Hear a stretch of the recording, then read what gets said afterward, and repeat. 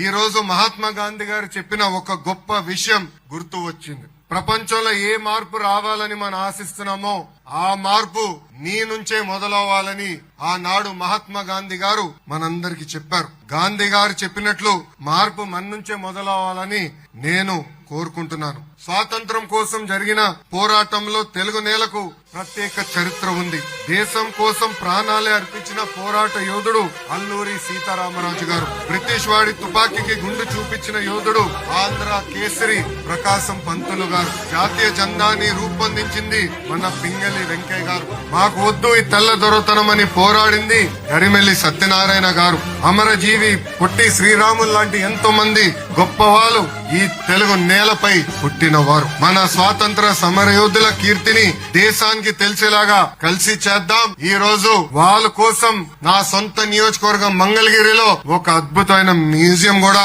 ఏర్పాటు చేస్తామని ఈ సభాముఖం మీ అందరికీ నేను తెలియజేస్తున్నా.